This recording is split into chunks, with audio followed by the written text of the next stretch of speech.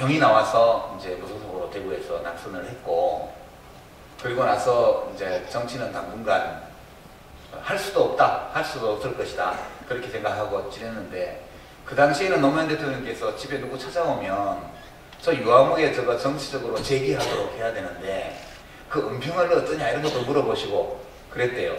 그래서 저한테 와서 은평을 어떠냐 그래서 저는 뭐 은평을에 출마할 생각도 없고, 그리고 민주당 후보로 출마하고 싶은 생각은 더욱 없다, 이렇게 말씀드렸어요. 나중에 확인한 바로는 여러 사람들, 옛날 참모들한테 이제 저를 다시 정치를 하게 해야 된다고, 심지어 제 팬클럽에서 자원봉사하러 그 습각국이 가면 거기서도 이제 시민광장 그 회원들한테 당신들이 태워가지고 빨리빨리 달리라고 이렇게 선동도 하시고 그랬었습니다. 근데 정작 서거하시기 한 6개월 전 또는 한 달 전 이럴 때 제가 배웠을 때는 진짜 저보고 정치하지 말라고 하시더라고요. 근데 그 정치하지 말라고 하신 이유가 정치를 하는 것이 나쁘거나 또는 저하고 정치가 안 맞아서 그런다고 생각해서 그런 게 아니고요. 대통령을 해봤는데 그게 진보라는 게 대통령이 한다고 해서 꼭 되는 게 아닌 것 같다, 결론이. 6.5집에도 그런 게 남아있죠. 대통령은 진보에 대해서 실제로 말하기가 굉장히 어렵더라. 대통령은 온 국민의 대통령이라서 자기의 지향성이나 이런 것들을 내보이게 되면 굉장한 역풍을 맞아서, 그래서 대통령이라는 자리는 사회의 진보를 이룩하는데 별로 효과적이지 못한 자리라는 생각까지 들었다. 그리고 이제 세상을 많이 바꿨다고 생각했는데 돌아보니까 물을 가르고 온 것처럼 다 원래대로 돌아가 있더라. 진짜 진보는 청와대에서 할 수 있는 게 아닌 것 같다. 그러면서 당신은 글도 잘 쓰고 강연도 잘하니까 이렇게 젊은 사람들 만나서 강의하고 책 쓰고, 농사로 치면 무슨 꽃 따주고 무슨 가지 쳐주고 이렇게 해서 과일이 잘 나오는 게 아니고 물길 잘 내주고 그럼 잘 주고 흙을 살려야 과일이 잘 여는 거다. 이게 당신이 할 일은 뿌리에 그름을 주고 물 주고 하는 게 당신 할 일 같고, 그렇게 말씀을 하셨어요. 그래서 제가 아니 그럼 대통령, 좀 그때까지 뭐 정치를 안 하고 있었지만, 아니 대통령 그러면 다 정치 안 하면 정치는 누가 합니까? 어디 아무 능력 없는 사람, 마음씨 나쁜 사람만 정치합니까? 이랬더니 아니 그건 이미 정치를 할 수밖에 없고 정치 말고는 다른 걸 할 수 없는 사람이 많잖아. 그러니까 당신은 다른 걸 할 수 있으니까 다른 거 하는 게 더 좋을지도 몰라. 저한테는 그렇게 말씀을 하셨거든요. 그러니까 지금 생각해보면 그게 정치를 하라는 뜻이었을까 말라는 뜻이었을까 좀 헷갈려요, 이제는. 근데 이제 제가 확실하게 느끼는 거는 꼭 무엇이 되어야 무엇을 할 수 있는 것은 아니라는 생각. 그게 이제 남는 생각입니다. 그러니까 경우에 따라서는 대통령을 할 수도 있고요. 경우에 따라서는. 그러니까 국민들이 많이 원하면 할 수 있겠죠. 근데 국민들이 그렇게 많이 원치도 않는데 내가 꼭 해야 되겠다고, 나 아니면 안 된다고 이렇게 하는 것도 좀 우스운 일이라고 저는 생각해요. 그렇게 하고 대통령도 안 되고 국회의원도 안 되고 책 써도 되고 강연 다녀도 되고 그렇잖아요.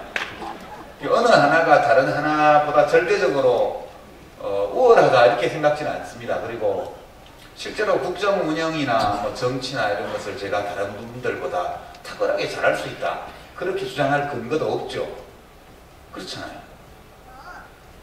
제가 이제 무슨 대선 예비후보 지지율 이런 게 갑자기 노무현 대통령 돌아가시고 갑자기 막 올랐잖아요. 저는 아무것도 한 게 없는데. 노무현 대통령 유산이 제 이름으로 가등기가 되어 있는 상태에 비슷한 걸로 저는 생각을 하고, 제가 이 유산 상속자라기보다는 저는 관리자라고 생각을 합니다. 노무현 대통령님의 정치적 유산 가운데 일정 부분은 민주당으로 가는 것이 맞고요. 일정 부분은 민주당이 수령을 거부하는 바람에 거기 못 가고 저한테 와서 가등길에 있는 거거든요. 민주당 같은 그런 큰 정당이 지금 저한테 저 이름으로 가등길에 있는 이 노무현 대통령 유산까지도 내가 가져가겠다고 결심을 하고 제대로 하기만 하면 금방 걸로 다 갑니다. 그럼 민주당이 수령을 거부했기 때문에 저한테 와 있는 거고, 또 민주노동당이나 진보신당 같은 진보정당 쪽에서 그걸 받을 의향이 있었으면 글로 갔을 거예요. 근데 그분들도 자기가 상속인이 아니라고 하면서 수령을 거부했잖아요. 그러니까 이 유산이 갈 데 없이 우리 놀다가 이제 장례식 때 제일 많이 울었다고 저한테 있는 거죠. 그렇게 생각하고 꼭 져야 한다는 생각은 조금도 없습니다. 없고 다만 이제 제가 지금 저를 좀 정치적으로 지지해 주시는 분들, 또 좋아하는 분들, 후원하는 분들이 되게 이제 젊은 층이 많고요. 그리고 도시 지역에 사는 젊은 층이 많고, 이분들이 안타깝게도 민주당을 별로 좋아 안 해요. 지금으로서는. 그러니까 민주당 후보가 나와서는 이분들을 투표장으로 모셔내기가 좀 어려운 분들이 저를 많이 좋아하세요.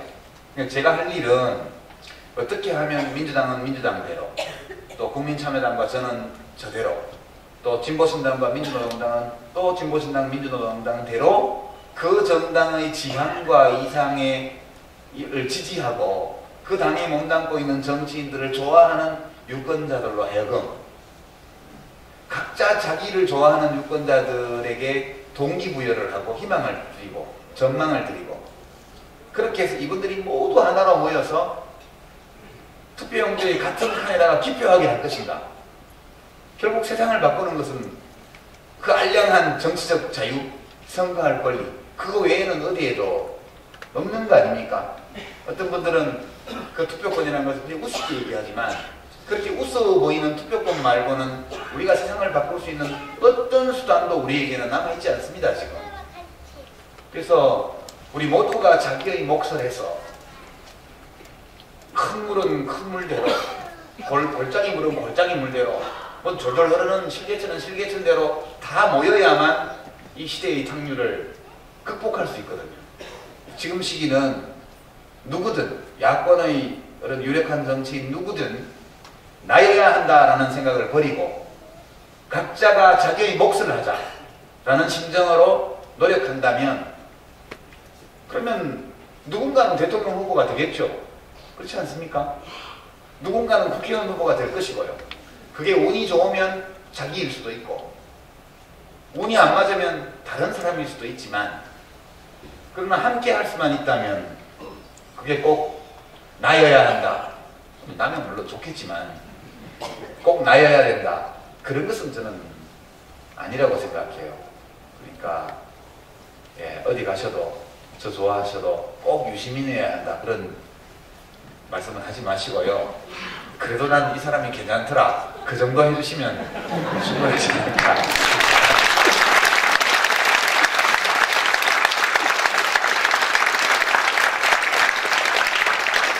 네, 긴 시간 강연과 질문에 답해 주신 유시민 원장님께 뜨거운 박수 다시 한번 부탁드립니다.